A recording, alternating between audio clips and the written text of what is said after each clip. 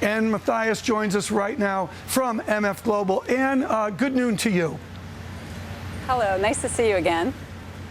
You know, we're all wound up here. It's a perfect day in Dartmouth. What would you like to hear tonight from these candidates?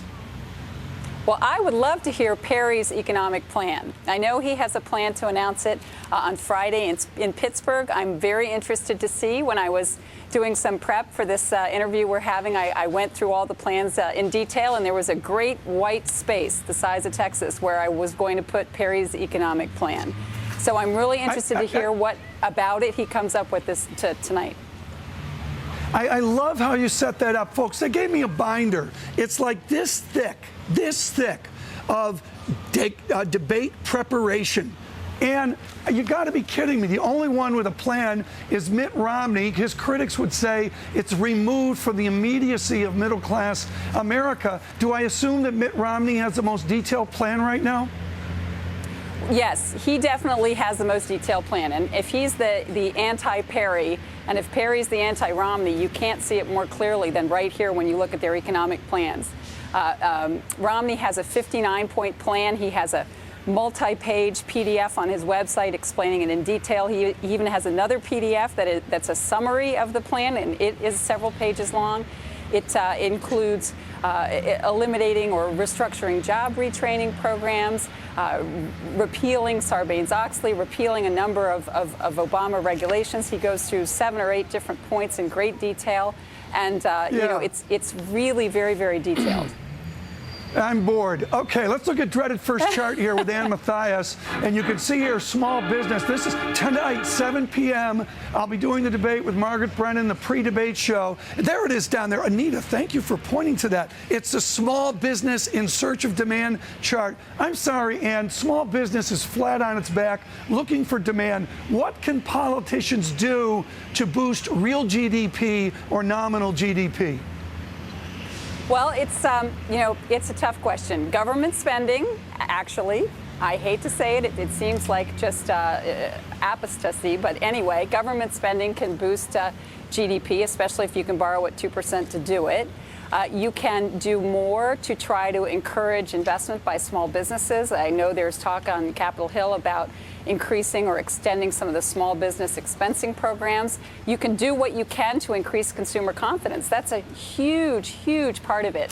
Our economist, Jim O'Sullivan, says we're kind of going into a psychological recession where the underlying data on an economic basis looks great. But, or not, well, not great, but it's not horrible. But people feel really terrible, and the consumer confidence numbers are at very low levels. So I think a lot of the psychology and the messaging needs to change, and I don't think it's going to, but it should. Let's introduce one of our debate charts. You'll be seeing these today and tomorrow. I love these charts. The red circles up there. Bring it up right now. There it is. 2 Americas, 1 election. The unemployment rate, college educated. The unemployment rate, high school education. Look at the difference. Those red circles. The primary of 2000 here in New Hampshire, and then the primary of 2008 in New Hampshire. And you can see how the lines go together, and then they decidedly do not. And Mathias, this is about structural pain within the U.S. economy, isn't it? Absolutely. And if you look back at that chart, it's sort of hard to tell because of the scale of it. In the 2002 time period, you had a pretty sharp increase in unemployment at the educated level. It was the bust of the internet boom, and you had educated people who lost their jobs and who were reemployed fairly quickly. And you're absolutely right. In this recession, from the beginning, it has been characterized by lower income, lower education unemployment, and unemployment in particular in the minority area at very, very high levels. And that's much more difficult to resolve. You're going to hear discussions by Chuck Schumer and others about a manufacturing or infrastructure investment bank, all different kinds of ideas to try to put that cohort of people back to work. You're telling me this, Ann. I'm looking around me here on the beautiful green at Dartmouth. It's like a set for the Stepford Wives 40 years ago. The average tuition of everybody I can see here is like $53,000 a year. It's remarkable, this separation of the two Americas. Bring up this chart, folks, which shows consumption, and the consumer is flat on its back. But I would suggest this is not the elite consumer. That's a presidential moving average. Okay, a 4-year moving average going back to 1960. Tumulty before Ann Mathias was born, and you can see the normal cyclical move, and then down we go. There's 2000, 2008, and the American consumer's flat on their back, aren't they?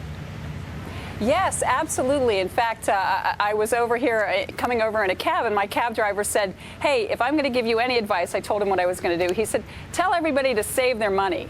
And that's part of the problem. We're moving back up a savings curve from negative savings in 2005 up to, in the 5% range.